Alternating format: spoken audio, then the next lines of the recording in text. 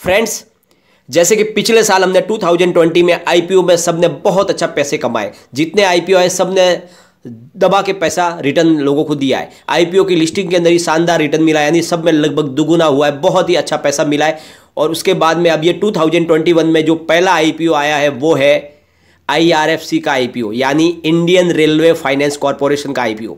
यह company railway को finance करती है, गवर्नमेंट की कंपनी है, 100% इसकी हिस्सेदारी गवर्नमेंट की है। लेकिन अब गवर्नमेंट इसमें से अपनी कुछ हिस्सेदारी कम कर रही है और इसी के लिए आईपीओ लाया गया है। और ये आईपीओ का क्या भविष्य है, क्या इसमें इन्वेस्टमेंट करना चाहिए, और अगर इन्वेस्टमेंट करना है तो क्या इसको लॉन्ग टर्म के लिए इन्वेस्टमेंट करके रखना है, या जैसे ही लिस्टिंग हो जाए तुरंत इसमें से प्रॉफिट बुक करके निकल जाना चाहिए। और इसके लिए क्या चल रही है इसकी ग्रे मार्केट में इसकी प्रीमियम प्राइस, साथ में एनालिस्टों की क्या राय है इस आईपीओ को लेकर, वो सारी जानकारी आपको इस वीडियो के माध्यम से मिल जाएगी।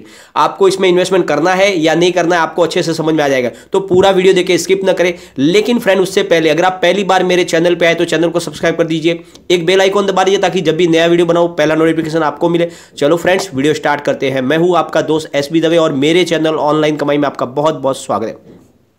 फ्रेंड्स, ईयर 2021 का पहला आईपीओ है आईआरएफसी आईपीओ, जो आज खुल गया है। सरकारी कंपनी है। आईआरएफसी आईपीओ के जरिए सरकार 4633 करोड़ रुपए का पूंजी जुटाने का लक्ष्य रखा है। यह प्राइस का अपर बैंड है और लोअर बैंड के हिसाब से अगर अलॉट हुए शेयर तो मिलेगा सरकार को 4455 करोड़ रुपीज। आईपीओ का आधा हिस्सा क्यूआईबी के लिए रिजर्व रखा गया है ताकि निवेशकों का विश्वास कायम रहे इसमें।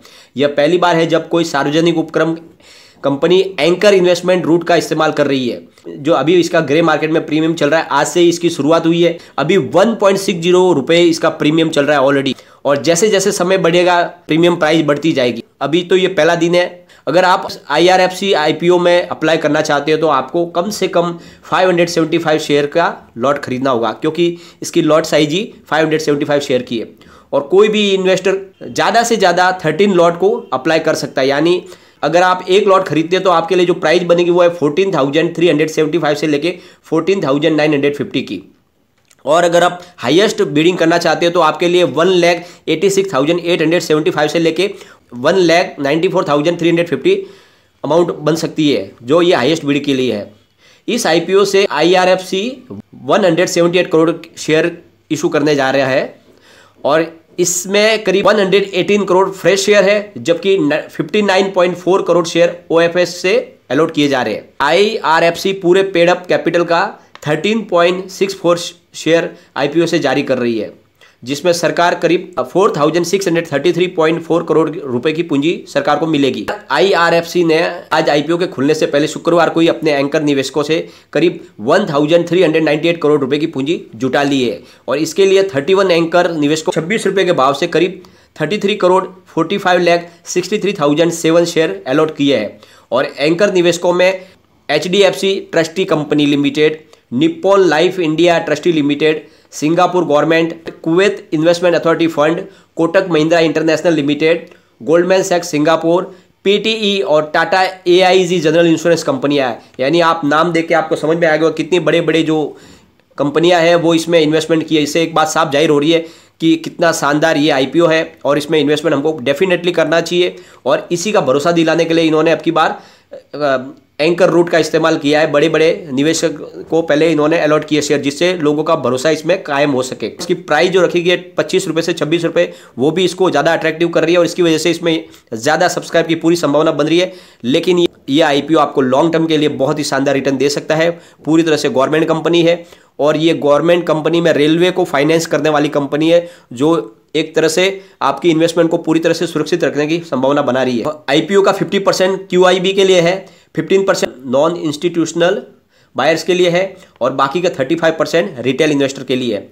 2017 में सेंट्रल गवर्नमेंट ने 5 रेलवे कंपनियों की लिस्टिंग की इजाजत दी थी। उनमें से 4 कंपनियां पहले ही लिस्ट हो चुकी है और ये 5वीं कंपनी है आईआरएफसी, जो अब लिस्ट होने जा रही है। ये एनालिस्टों का कहना है कि आईआरएफसी का बिजनेस मॉडल बहुत खास है और इसलिए इसकी वैल्यूएशन दूसरे पैमानों से की नहीं जा सकती, और यह बहुत ही शानदार शेयर लग रहा है। और इसकी जो प्राइस रखी गई है आईपीओ की, वो सारा उसके बिजनेस मॉडल को देखते हुए हमें अंडर वैल्यू लग रही है।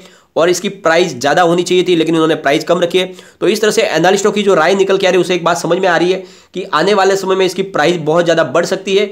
बहुत ही ज़बरदस्त अट्रैक्शन है इसका, और आपको डेफिनेटली इसमें इन्वेस्टमेंट करना चाहिए। जिस तरह से पिछले आईपीओ में जो रिटर्न मिला, उससे ये लग रहा है कि आईपीओ में बहुत शानदार रिटर्न की संभावना बन रही है।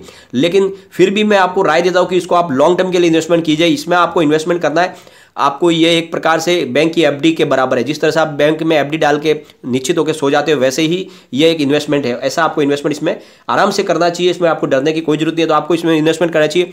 अगर आपको अच्छा खासा रिटर्न मिलता है तो आप जब आईपीओ लिस्टिंग के समय भी इसमें प्रॉफिट बुक कर सकते हैं। और अगर उसमें लिस्टिंग इतनी शानदार अगर न भी हो तो कोई टेंशन की बात नहीं, आप इसको लॉन्ग टर्म के लिए इन्वेस्टमेंट करके रखिए, होल्ड करके रखिए। आने वाले समय में तो ये आपको बहुत ही शानदार रिटर्न देगा। इस लिस्टिंग के बाद आईआरएफसी में से सरकार की हिस्सेदारी 100% में से 86.4% रह जाएगी, और जो प्राइस है वो 25 से 26 रखी गई है। और इसकी वजह से ये बहुत ही शानदार ये स्टॉक लग रहा है, इसमें इन्वेस्टमेंट के लिए मौका अच्छा लग रहा है। सबसे बढ़िया फ्रेंड्स, आईआरएफसी कंपनी ने 2020 में 3192 करोड़ का नेट प्रॉफिट कमाया, यानी प्रॉफिट मेकिंग कंपनी है, और एक बहुत ही सुरक्षित इन्वेस्टमेंट इसमें कहा जा सकता है। आपको इन्वेस्टमेंट डेफिनेटली करना चाहिए। रेलिगियर ब्रोकिंग फर्म का कहना है कि इसका जो बिजनेस मॉडल है वो इसे कम जोखिम वाला कंपनी बनाती है, और जिसलिए हमें इसमें हमको इन्वेस्टमेंट करना चाहिए। इसमें लॉन्ग टर्म के लिए हमें होल्ड करके स्टॉक को रखना चाहिए, क्योंकि इसका जो बिजनेस मॉडल है वही एक बहुत शानदार है।